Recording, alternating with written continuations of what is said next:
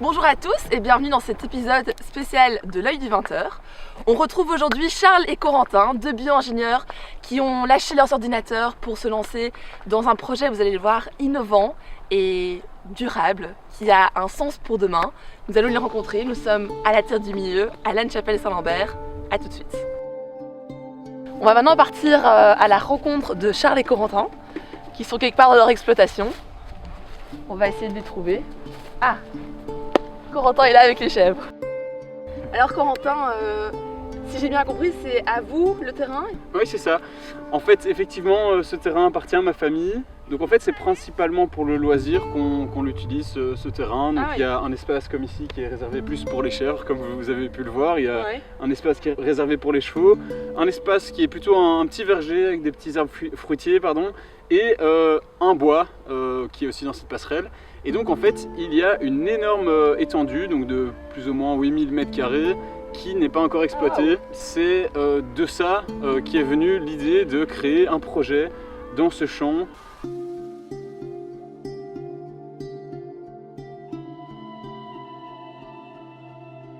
Coucou Corentin, vous m'amenez maintenant vers Charles, c'est ça? Ouais, c'est ça. Charles! Ah, le voilà. Le journaliste est là. Enchanté. Charles, enchanté. Rebonjour à tous les deux. Bonjour. Merci de venir me rejoindre dans le studio. Je vous remercie aussi encore pour votre accueil sur vos terres. Et maintenant, on va un peu plus parler des aspects pratiques et techniques de votre futur projet. Donc déjà, globalement, c'est quoi plus techniquement ce que vous nous proposez?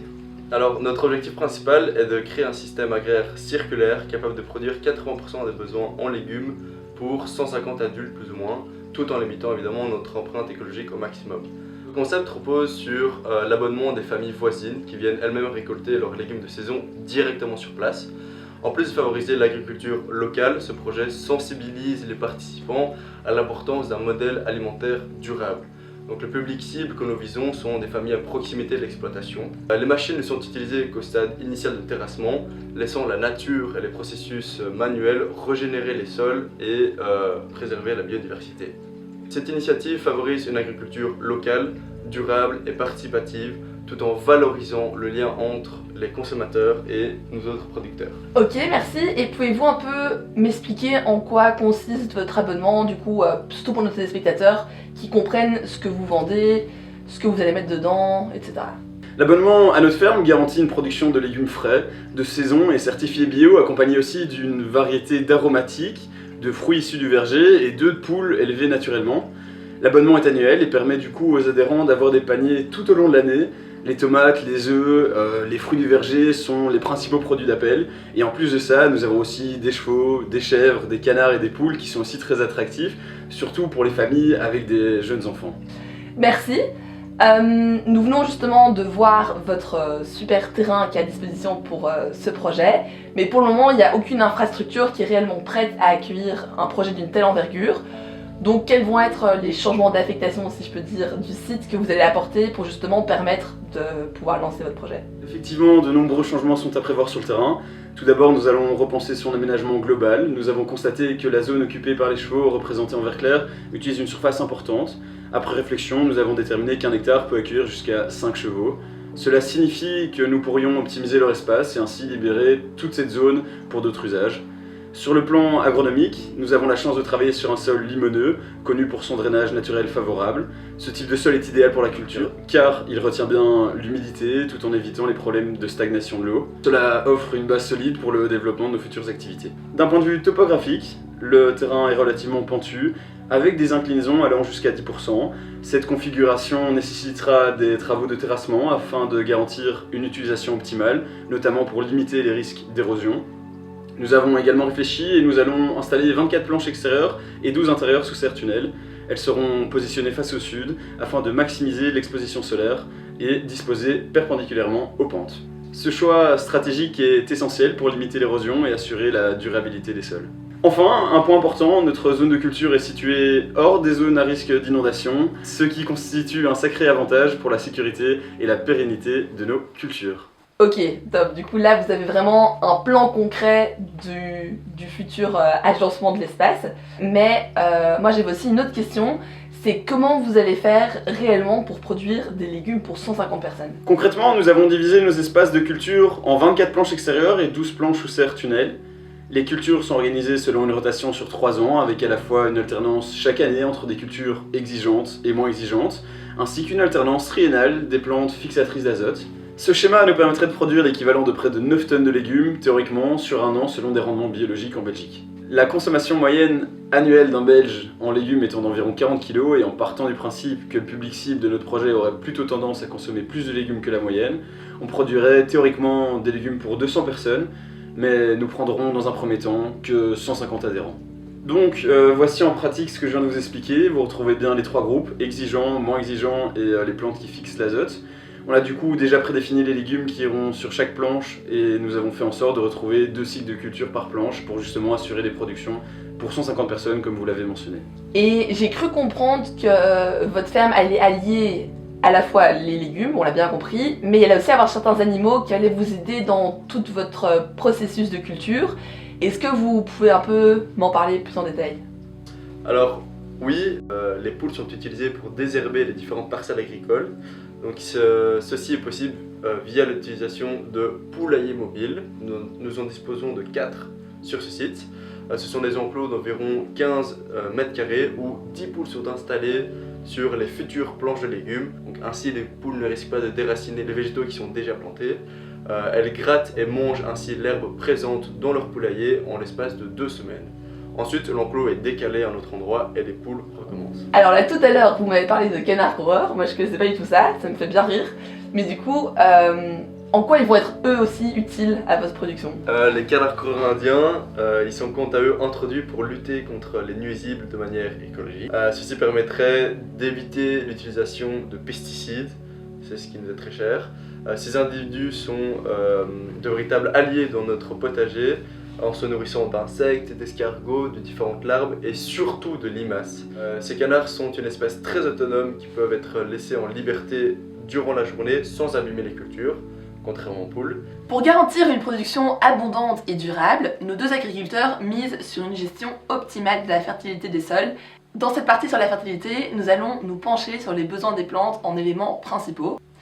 L'azote sera amené de 2 manières différentes dans le sol. Tout d'abord via de l'engrais de ferme qui va être déposé à même la terre, et également via l'intégration des légumineuses dans les rotations qui sont capables de fixer l'azote atmosphérique grâce à leurs racines symbiotiques. Ensuite, le phosphore est souvent déficitaire en agriculture biologique en raison de la faible disponibilité des sources autorisées. Cependant, pour améliorer la mobilisation du phosphore présent dans le sol, Charles et Corentin vont utiliser un maximum de cultures qui développent des symbioses mycorhiziennes ou d'autres mécanismes biologiques d'absorption. Enfin, le potassium est également un élément très important dans la fertilité des sols. Cependant, la quantité consommée par les cultures est souvent considérable, et en particulier pour les cultures racines. Heureusement, l'apport de ces différents éléments est pris en charge par l'ajout d'engrais produits à l'exploitation. En effet, les animaux rejettent des quantités importantes d'éléments fertilisants dans leur déjection, et du coup, ces dernières vont être récoltées et mélangées à la litière végétale afin de produire du fumier. Et contrairement aux engrais chimiques, ils libèrent des éléments nutritifs de manière progressive, et c'est tout ce qu'on demande. Comme vous le savez, on est dans un système de production assez spécial qui intègre des animaux pour aider justement à améliorer un tas de choses. Du coup, Corentin, est-ce que vous pouvez m'expliquer en quoi les animaux vont être un avantage dans votre fertilisation? Comme nous l'avons évoqué précédemment, nous avons à disposition 5 chevaux. Considérable car le fumier de cheval est riche en matière organique. Il améliore donc la structure du sol en augmentant sa capacité de rétention d'eau et son aération. Il est également une source de minéraux essentiels. Nous estimons récolter environ la moitié des déjections de nos animaux présents sur le site. Cela nous permet de produire en moyenne 6,3 tonnes de fumier par cheval en une année, donc soit environ 38 tonnes pour l'ensemble de nos chevaux. Nous produisons donc en excès la totalité des nutriments qui sont nécessaires à la croissance de nos plantes sur le site. Nous sommes en Belgique, c'est pas un scoop que l'eau n'est a priori pas un de nos grands soucis en termes d'agriculture. Est-ce que vous avez une façon de gérer cette eau, parce que c'est clairement quand même un budget de devoir le faire manuellement et d'arroser toutes ces plantes? Dans le cas du maraîchage biologique diversifié, on peut estimer que les besoins en eau d'irrigation sont compris entre 1500 et 2000 m3 par hectare et par an dans le Brabant wallon. Évidemment, l'arrosage des cultures se concentre généralement sur quelques mois de l'année, avec des pics lors des périodes les plus sèches. Cet arrosage ne se fait plus manuellement, mais par un système de goutte à goutte au pied de la plante par des chaussettes d'irrigation. Ces dernières permettent de doser exactement la quantité d'eau par plante, sans gaspillage. L'eau étant absorbée lentement, les pertes d'eau par ruissellement et évaporation sont donc quasi inexistantes. Ouais, donc pour aller encore plus loin dans cette autonomie, nous souhaitons être parfaitement indépendants en eau. Donc pour cela, nous avons installé un bassin d'orage en contrebas du terrain et il permettrait, grâce à sa superficie de 400 m², de récolter plus de 360 000 litres d'eau de pluie par an. De plus, comme il est situé dans la zone inondable, on peut s'attendre à ce que l'eau ruisselle naturellement vers ce réservoir. En prenant en compte l'évaporation d'une partie de cette eau, nous avons encore largement de quoi subvenir aux besoins hydriques de nos plantes. Comme nous l'avons déjà mentionné, ce projet va bien au-delà d'un simple système agraire innovant et durable. Grâce au système d'abonnement, les adhérents pourront venir toute la semaine cueillir leur panier de légumes frais. Ce principe d'autocueillette permet à la fois de sensibiliser les familles, et en particulier les enfants, à l'agriculture biologique, à l'importance d'un mode de vie durable et à la valeur du travail agricole. De plus, ce système permet de réduire les pertes liées à la récolte et à la chaîne de transport, ce qui correspond à environ un quart de la production totale, et garantit une fraîcheur exceptionnelle des produits tout en reconnectant les participants au cycle naturel de production. L'autocueillette ne se limite pas à l'approvisionnement. Elle constitue une véritable expérience éducative. En récoltant leurs légumes, les participants découvrent les aléas des saisons, les défis du maraîchage et l'importance de respecter les rythmes de la nature. Ce contact direct avec la production sensibilise à la valeur réelle des aliments, souvent négligés dans les circuits conventionnels. Merci à vous en tout cas de m'avoir initié à ce monde agricole fabuleux. J'ai hâte de voir ce projet voir le jour et je ne manquerai pas de m'abonner à votre panier de légumes. On compte aussi sur vous, chers téléspectateurs. Et merci à vous d'avoir passé votre dimanche soir avec nous. On se retrouve la semaine prochaine pour un épisode sur les piscines municipales. Au revoir. Au revoir.